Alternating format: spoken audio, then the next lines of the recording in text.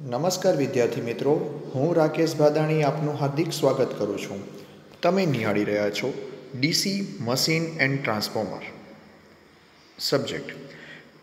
આપણે મિત્રો ઘણા દિવસથી ડીસી જનરેટર વિશે ચર્ચા કરી રહ્યા છીએ ચેપ્ટર નંબર 2ની અંદર, જ્યાં હવે સમય છે ડીસી જનરેટરની અંદર થતા લોસીસ વિશે જાણવાનો. અત્યાર સુધી મિત્રો આપણે ઘણા બધા એવા પોઈન્ટ્સ વિશે ચર્ચા કરી લીધી છે કે મશીન કઈ રીતે બને છે, કઈ રીતે સ્ટાર્ટ થાય છે, એના કયા કયા પ્રકારો છે અને એની લાક્ષણિકતાઓ વિશે આપણે ચર્ચા કરી. હવે મિત્રો આપણે એનામાં થતા લોસીસ વિશે આપણે ચર્ચા કરીશું.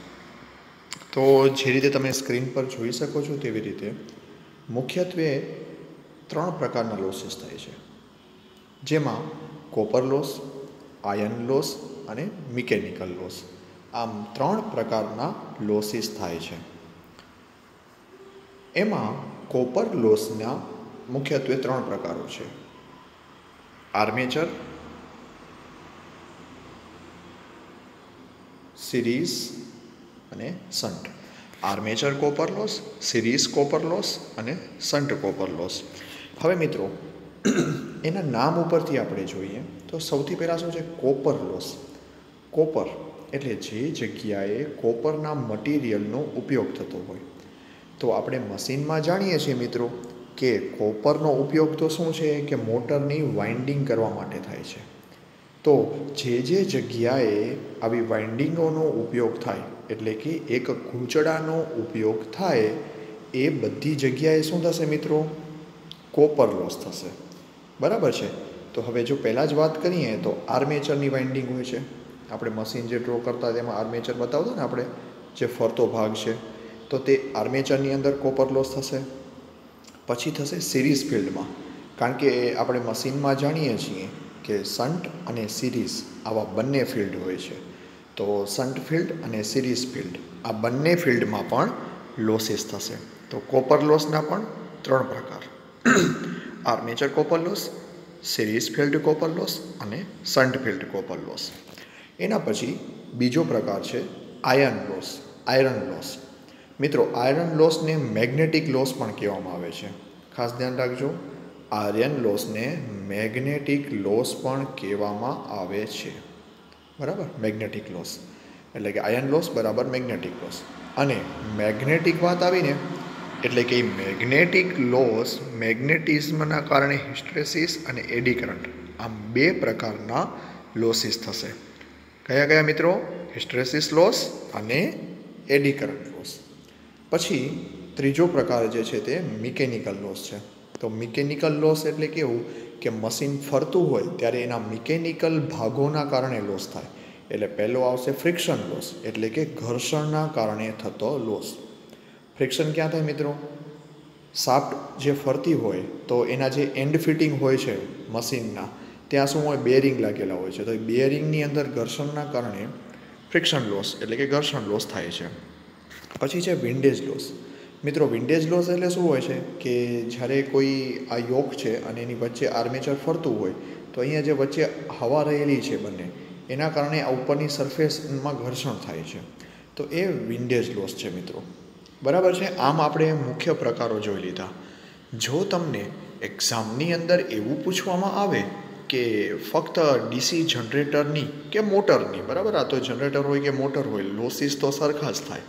એટલે જો તમને પ્રશ્ન પૂછવામાં આવે કે ડીસી જનરેટર કે મોટરમાં કયા કયા પ્રકારના લોસીસ થાય છે, કાં તો જે જનરેટર અને મોટરમાં લોસીસ થાય છે તેનું વર્ગીકરણ સમજાવવું, તો આપણને ફક્ત 3 લોસીસ વિશે સમજૂતી હોવી જોઈએ અને 3 લોસીસના બધા પ્રકારો વિશે. તો આમ આપણે મુખ્ય પ્રકારો વિશે જાણી લીધું. હવે એનામાંનો જે પહેલો લોસ છે, આર્મેચર કોપર લોસ. તો આર્મેચર કોપર લોસની આપણે વાત કરીએ, કોપર લોસ જ આપણે સમજી લઈએ કે કોપર લોસ કેવો છે કે I²R બરાબર થાય એટલું આપણને યાદ રાખવાનું છે. કોપર લોસ કેના બરાબર થાય? I²R બરાબર થાય. એટલે જે જગ્યાએ કોપરની વાઇન્ડિંગ કરેલી છે ત્યાંથી પસાર થતા કરંટનો વર્ગ અને એના અવરોધના ગુણાકાર બરાબર થાય છે. હવે આપણે એમ સમજીએ કે સૌથી પહેલાં કે આર્મેચરમાં જે કોપર લોસ થાય છે તો આર્મેચરની અંદર કરંટ કયો પસાર થાય? IA. તો IAનો વર્ગ અને એનો અવરોધ પણ RA. તો આર્મેચરની અંદર થતો કોપર લોસ કેટલો થશે? IA² RA બરાબર.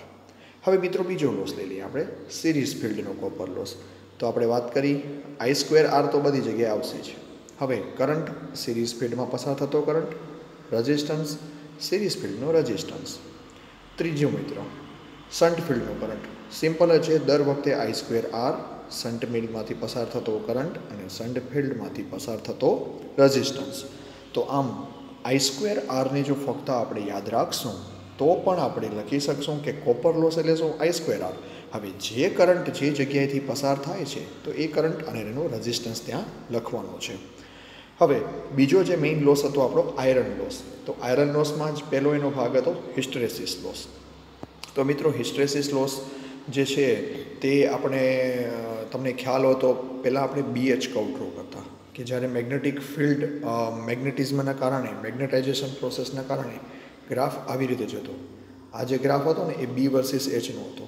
અને આપણે હિસ્ટ્રેસિસ લૂપ અને કાં તો BH કર્વ પણ કહેતા હતા. તો પહેલો ગ્રાફ જેમ જેમ મેગ્નેટિક ફિલ્ડને સપ્લાય આપવામાં આવે તેવી રીતે જાય છે અને સેચ્યુરેશન પોઈન્ટ ઉપર જઈ અને જ્યારે ગ્રાફ રિટર્ન વળે છે ત્યારે આ સાઈડ વળે છે. એટલે જે ગ્રાફ પાછો 0 ઉપર આવવો જોઈતો હતો એની જગ્યાએ અહીંયા જાય છે અને આ જે વચ્ચે ભાગ બચી જાય છે. તો આ જે લોસીસ થયો ને એને જ આપણે હિસ્ટ્રેસિસ લોસ કહેતા હતા. ખ્યાલ પડે છે મિત્રો? કારણ કે આપણો આ જે પૂરેપૂરો ગ્રાફ કેવો હતો? આમ આવી અને નીચેથી પાછો આવી રીતે જતો હતો. એકચ્યુઅલમાં થવું કેવું જોઈતું હતું કે ગ્રાફ જ્યારે અહીંયાથી આમ ઉપર જાય છે તો પાછો તમારે 0 એટલે આ જગ્યા ઉપર આવવો જોઈતો હતો, પણ એ આવતો નથી અને ગ્રાફ ક્યાં જાય છે? આ પોઈન્ટ ઉપર આવે છે. તો એના કારણે જે લોસીસ થાય છે તેને હકીકતમાં હિસ્ટ્રેસિસ લોસ કહેવામાં આવતા હોય છે. પણ આપણે શું સમજવાનું કે હિસ્ટ્રેસિસ લોસ માટે એક આ ઇક્વેશન છે તેને આપણે યાદ રાખવાની છે કે W જે છે ને મિત્રો બધામાં લોસીસ માટે હશે. W એટલે લોસ, એમાં હિસ્ટ્રેસિસ લોસ હોય તો WH અને ઇઝ ઇક્વલ ટુ આ જે સાઇન જે છે બરાબર, અને એમ ઈટા સાઇન એમ અલગ અલગ સાઇનો તરીકે ઓળખવામાં જેને સ્ટેનમેન્ટ્સ કોન્સ્ટન્ટ કહેવામાં આવે છે બરાબર. એક પ્રકારનો કોન્સ્ટન્ટ છે જેની વેલ્યુ કેટલી છે? 502 જૂલ પ્રતિ મીટર ક્યુબ છે બરાબર. અને એના પછી B બરાબર, B મેક્ઝિમમ આ જ લખ્યું છે ને. B એટલે કે શું છે? ફ્લક્સ ડેન્સિટી છે આપણી બરાબર. અને (1.6) અને F એટલે કે આપણી ફ્રીક્વન્સી છે અને V એટલે કે કોરનું જે વોલ્યુમ હોય તે છે બરાબર છે. તો આમ આપણે ઇક્વેશન જે છે તે યાદ રાખવાની છે. ફક્ત હિસ્ટ્રેસિસ લોસ માટેની આ ઇક્વેશન છે અને હિસ્ટ્રેસિસ લોસ કઈ રીતે થાય છે એ મેં તમને BH કર્વ ડ્રો કરીને પણ સમજાવી દીધું છે. નેક્સ્ટ લોસ છે એડી કરંટ લોસ.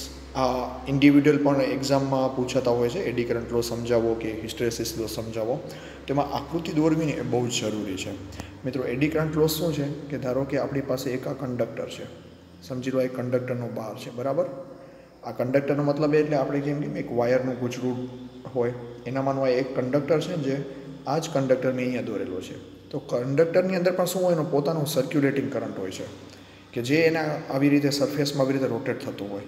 હવે શું કરશે એ કે એકચ્યુઅલ જે આનામાંથી પસાર થતો કરંટ છે એ અને આની અંદર જે સર્ક્યુલેટ થતો હશે એ કરંટ એકબીજાને શું કરશે? ઓપોઝ કરશે.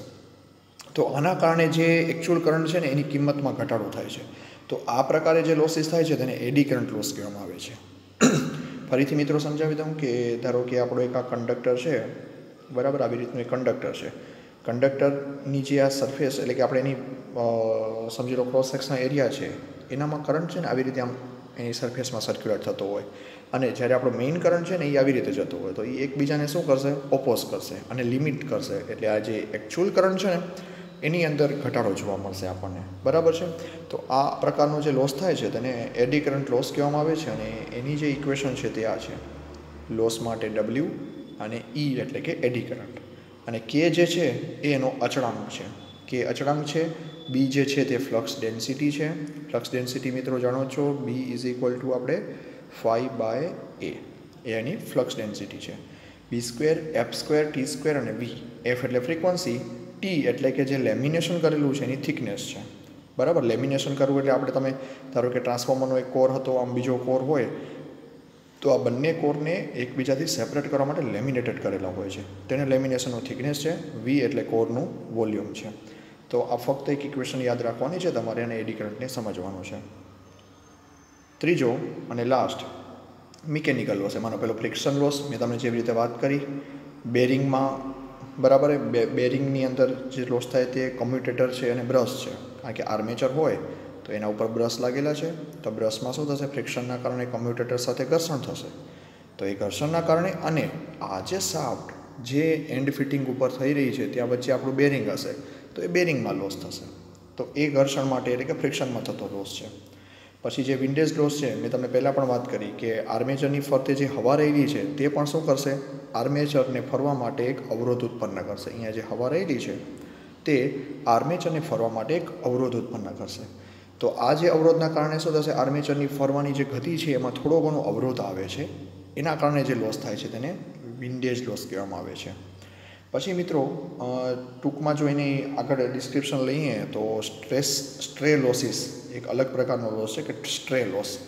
તો સ્ટ્રે લોસને જો સમજવું હોય ને તમારે મિત્રો તો મિકેનિકલ લોસ અને આયન લોસના સરવાળાને સ્ટ્રે લોસ કહેવાય. આ ખાસ ધ્યાન રાખજો. સ્ટ્રે લોસ, ધારો કે WS હું સ્ટ્રે લોસ માટે કહું છું, સ્ટ્રે લોસ બરાબર શું થશે તો મિકેનિકલ લોસ WM વત્તા આયરન લોસ એટલે કે WI. તો આ જે છે ને સ્ટ્રે લોસ કહેવાય કે જ્યારે મિકેનિકલ લોસ અને આયરન લોસ આ બંનેનો સરવાળો કરવામાં આવે તો આપણને સ્ટ્રે લોસ મળે છે. પછી આવે મિત્રો કોન્સ્ટન્ટ લોસ એટલે કે WC. કોન્સ્ટન્ટ લોસ બરાબર શું થાય, સ્ટ્રે લોસ વત્તા શન્ટ ફિલ્ડનો લોસ.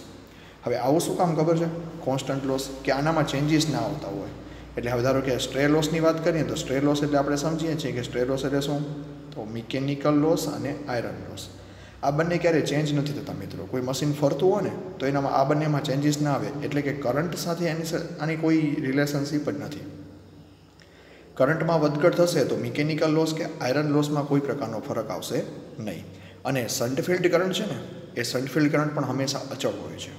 એટલે શન્ટ ફિલ્ડ કરંટ અચળ હોય અને રેઝિસ્ટન્સ તો આપણે જાણીએ છીએ કે અચળ છે, તો I2R લોસ શન્ટ ફિલ્ડમાં થતો હોય એ પણ કેવો રહેશે, કોન્સ્ટન્ટ રહેશે મિત્રો.